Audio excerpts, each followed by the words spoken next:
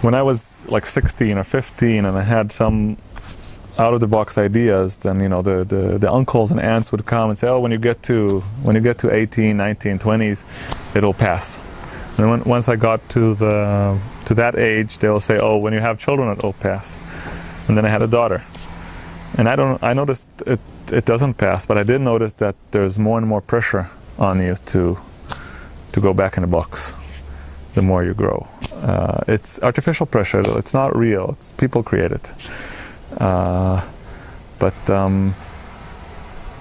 when you have a child, whatever you choose is more of everybody's business, and you're more on the radar in terms of what is acceptable and not acceptable, because people perceive that what you do can also harm another being, not just yourself. So when we choose to hitchhike, and hitchhiking has a lot of fear associated with it for some people can make a make a face at that, and a disapproving face.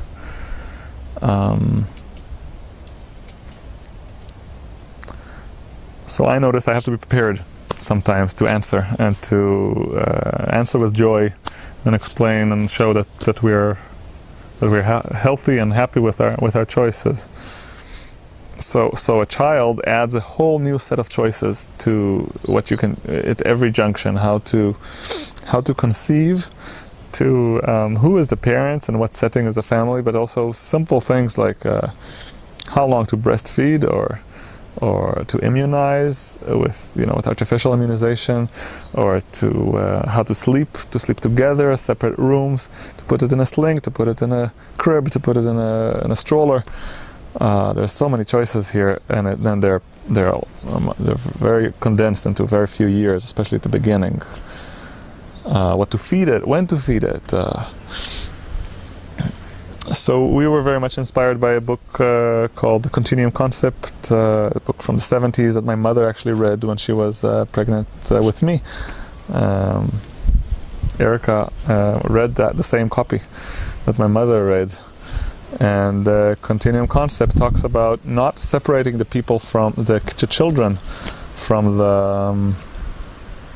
the flow of life, and not putting them in concentration under the justification of learning, because what is discovered in both animals and children is that the best learning and the most meaningful learning is happening when we participate in meaningful activities.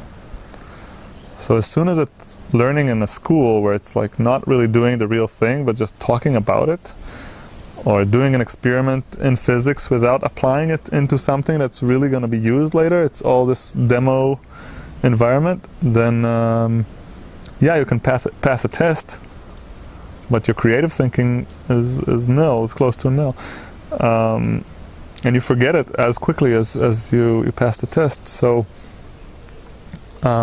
keeping our daughter close to us and involved, not putting her away all the time, I would say that traveling actually made it easier. I think if you're stationary and you're part of a village and all the dynamics of a village and all the habits and the norms, and there's a lot more pressure. When you travel, you're constantly in change, and people perceive as an outsider. And I remember meeting an architect in Egypt that finds it easier to live and build in Egypt than in England, because in Egypt she's an outsider and they just kind of ignore her as long as she's just kind of not doing anything political. She's just contributing to the economy. So I drifted. I go back to so when we traveled, I noticed that we come and there's a sense of openness to us, because we're new people to the scene and because we're about to leave in a few weeks or days. So a lot of the things that we learned in communities would then pass on to the next communities. We kind of brought them with us. So this we actually did before the trip, but we didn't know how to do the whole diapering thing with our daughter, and our plan was we didn't want to use disposable diapers or disposable anything of plastic and chemicals, so we thought of using the cloth diapers, but then how do you wash them while traveling? And we had this idea of having this like sealed bucket in our backpack, and as we walk it washes it, and then I have a rope that we hang in a train or wherever we are, and we would dry it like that. But then we actually, I remember one time I had this idea. It's impossible that we need this. I mean, you look at all the animals in nature, and they somehow do without diapers. And how accustomed we are to see babies with diapers, and this is the norm. And one time I said, I have a feeling that if I just hold her above the toilet, she'll just go and pee. Now, this is the time. I took her and she peed, and I said, hey, wow. And I thought it was just a coincidence. But then we got a link to a whole method that was named by a friend of mine. Later we met her and she became a friend of ours, Ingrid Bauer, called elimination communication. And suddenly, in a matter of weeks, after reading the principles, our daughter was diaper-free, and we could just, see a signal that she gives us before she needs to go, and for the most part, catch it. For the most part, and it's not, it will be just the urine ones, and we'll just kind of rinse it in water, hang it on our backpack, and continue it.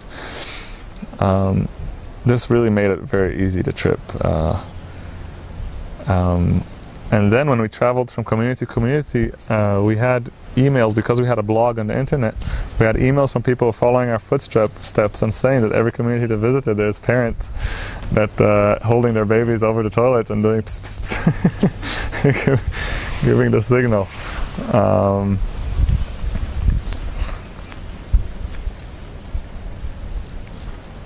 Traveling with a kid, for the most part, when you hitchhike, people have a more open heart to children. So I did notice, because I did travel by myself in the past, like living in a van in America, and just all the suspiciousness of a single guy alone. It's just and then traveling with a family, I notice how society is more positive towards us. So many times people think that children are limiting, or they make life more difficult. In many senses, I noticed that she made our life more easy.